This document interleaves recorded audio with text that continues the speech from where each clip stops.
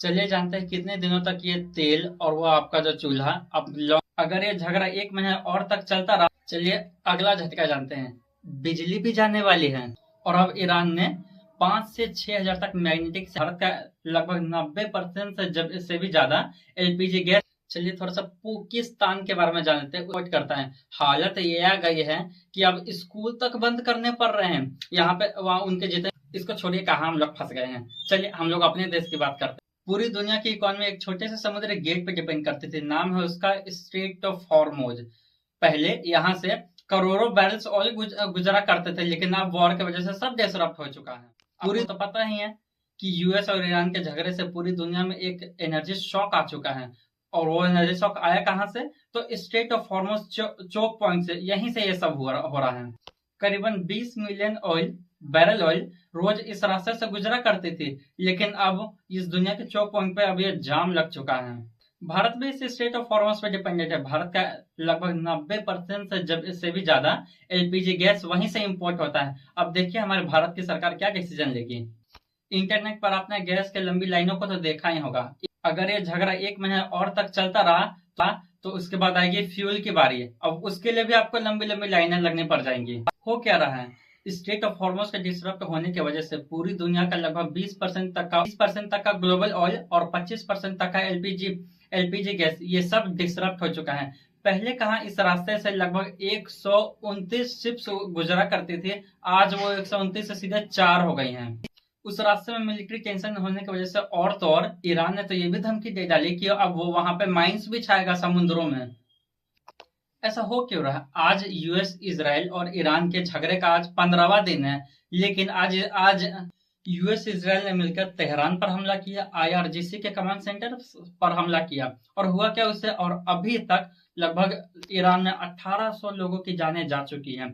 Lebanon में लगभग 700 लोगों की जानें जा चुकी हैं और बहुत सारे अमेरिकी लोग तो शहीद भी हो चुके हैं। ये सब देख के ईरान चुप कहाँ रहने वाला था। ईरान ने भी बदले में रिटेलिएटरी अटैक किया। यूएस के जितने भी एलाइज थे गल्फ स्टेट में, उन सब पर हमला किया। यूएई, दुबई, हर जगह पर। ईरान ने सिर्फ एयरबेस पर ही हमला नहीं किया, उसने फाइनेंशियल सेंटर्स पर हमला किया। ईरान ने ऑयल पेट्रोलियम पर हमला किया। और अब ईरान ने 5 से 6 हजार तक मैग्नेटिक सेंसर तक अब समुद्र में बिछा रहे हैं। बिछाए भी क्यों ना? अब आप ही मान लीजिए अगर हमारे ही देश के प्रधानमंत्री या राष्ट्रपति को कोई मार दे तो क्या वो उस देश की आर्मी चुप रहेंगे? वो वहां की जनता चुप रहेगी? ठीक वैसे ही अब ईरान भी वो कर रहा है। और फिर क्या, यूएसए और इसराइल ने दोनों मिलकर ईरान के तेहरान ऑयल डिपोट पर भी हमला किया, वहां के शाहजहां ऑयल पोर्ट पर हमला किया, जास्क ऑयल पर भी हमला किया। और हुआ क्या, आग लगा दिया वहां उसके पूरे शहरों में। और आज वहां से ऐसे ड्रेन हो रहा है। पूरी दुनिया में अब इसका क्या इफेक्ट हुआ? स्ट्रेट ऑफ हॉर्मोज के रुकने के बाद ईरान ने अब तो सारे शिपमेंट्स को धमकी तक दे डाली कि अगर तुम यहाँ पे कदम भी रखोगे तो हम उसमें आग लगा दें। और उसने आग लगा भी दिया। दुनिया के जितने भी इंश्योरेंस वाले ने उन्होंने साफ साफ मना कर दिया कि हम इस रास्ते पर नहीं गुजरने वाले। तो बस अब और क्या, यूएसए ने इन सब चीजों को देखते हुए आईईए, इंटरनेशनल एनर्जी एजेंसी, इन्होंने मिलकर 400 मिलियन बैरल तक के तेल को रिलीज किया, जिसमें से इंडिया ने अभी तो रिजेक्ट कर दिया है। और ईरान के उतने हमलों से, उतने शिपिंग कंपनीज को धमकी देने के बाद से अब हो क्या गया कि वहां पे अब सारे लोग जाने से डर रहे हैं। और अब सप्लाई पर बाधा आ चुका है। एनर्जी इन्फ्लेशन रिस्क पर भी आज बात बन गई है। चलिए अपने देश का हाल जाने। भारत अभी भी तेल के लिए और एलपीजी गैस के लिए पूरे गल्फ स्टेट्स पर डिपेंडेंट है, लेकिन अब वो अपने ऑल्टरनेट रास्ते देख रहा है। जहां पर ये सारे बमबारी हो रहे हैं वहां पर आपके और हमारे घर के जो चूल्हे हैं उनका गैस भी वहीं से आता है। भारत पहले 60% क्रूड ऑयल उसी जगह से लाता था और 90% तक एलपीजी गैस भी वहीं से आता था, लेकिन अब वो सब ठप पड़ चुके हैं। लेकिन भारत ने अब दूसरे रास्ते देखने शुरू कर दिए हैं। जैसे कि भारत ने अब 40 कंट्री से ये तेल का ऑर्डर किया है। ये इतना कुछ होने के बाद भारत में यहाँ पर 60 रुपए और बढ़ गया। और यही नहीं, यहाँ पर बस डर इस बात का है कि कहीं लोग सिलेंडर बचा बचा के अपने घर न छुपाने लग जाएं। चलिए पीएनजी, पाइप नेचुरल गैस की बात करते हैं। भारत ने लगभग जितने भी बड़े बड़े शहर है, अर्बन सिटी में 25 दिन का गैप रखा है और जो गांव है वहां पे 45 दिन का गैप रखा है।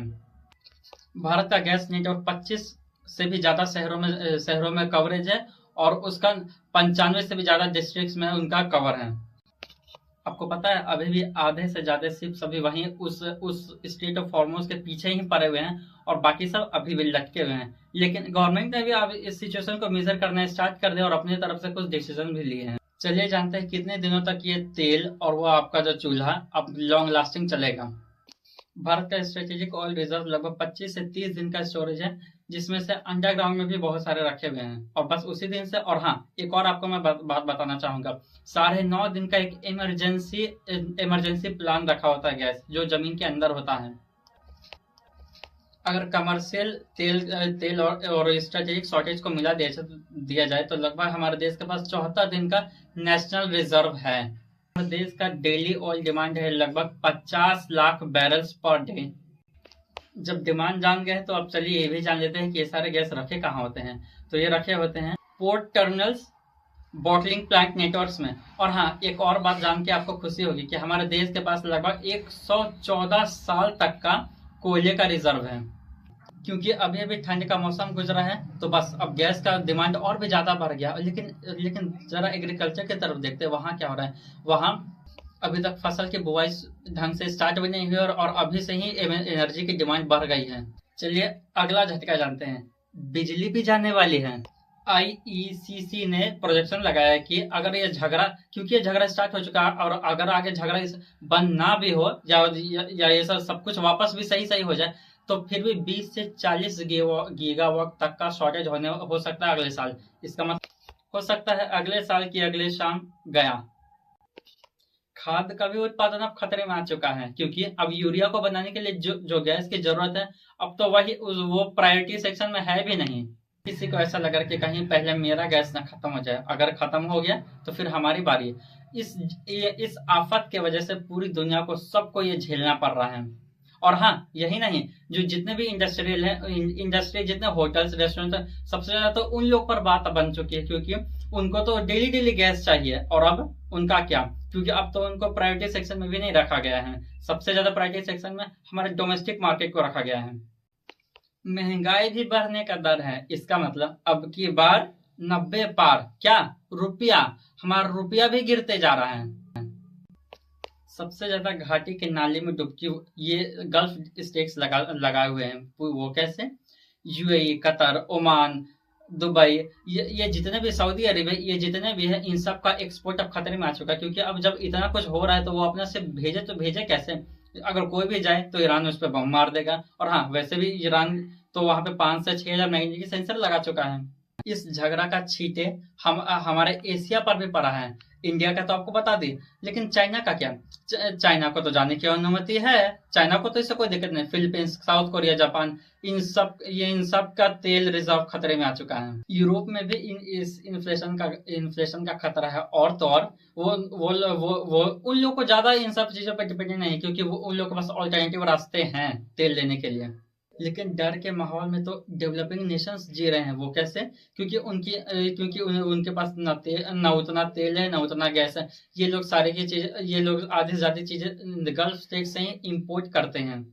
चलिए थोड़ा सा पाकिस्तान के बारे में जानते हैं। उसका तो 85 से लेकर 90% तक का ऑयल वहीं से इंपोर्ट करता है। हालत ये आ गई है कि अब स्कूल तक बंद करने पड़ रहे हैं। यहाँ पे वहाँ उनके जितने भी सरकारी अफसर है, उनको कहा जा रहा है कि तुम हफ्ते में 7 दिन नहीं, तुम 4 दिन आओ, वो भी अपने घर से ही काम करो। सोचिए, इतनी बड़ी बड़ी धमकियां देता था, इतने मार देंगे बम, उतने मार देंगे, और आज अपना खुद का हाल देखिए। जरा सा झटका क्या लगा कि अपना देश नहीं संभाल रहा, अपने बच्चों तक को वो नहीं पढ़ा पा रहा है। इसको छोड़िए कहाँ हम लोग फंस गए हैं। चलिए हम लोग अपने देश की बात करते हैं। हमारे देश का जो प्रधानमंत्री है वो अभी रसिया, ब्राजील और और यूएसए, इन सब देशों को ऑल्टरनेटिव ढूंढ रहा। हाँ, हम लोग पूरी तरह उस पर अब डिपेंडेंट नहीं रहेंगे, क्योंकि हमारे पास और भी रास्ते हैं। और हाँ, वैसे भी यूएसए ने तो 30 दिन की भीख तो दे ही दी हमारे देश को। हमारे देश का पूरा विदेश मंत्रालय तो वैसे भी यूएसए ही चला रहा है। एक छोटे से समुद्री रास्ते ने पूरी दुनिया की तेल की कमर जकड़ के रखी है। सोचिए, आज वो तेल डिसाइड कर रहा है कि इन्फ्लेशन बढ़ेगा या नहीं बढ़ेगा। पेट्रोल पंप से लेकर फैक्ट्री से लेकर बड़ी बड़ी कंपनियों से लेकर इंडस्ट्री तक, और आज अब वो हमारे घर तक भी इसके छींटे पड़े हैं। देखते हैं ये जंग कब खत्म होगा। कैसे खत्म होगा। तब तक के लिए हमसे बने रहिए। इस वीडियो को लाइक करिए, शेयर कीजिए, अपने दोस्तों को भी बताइए।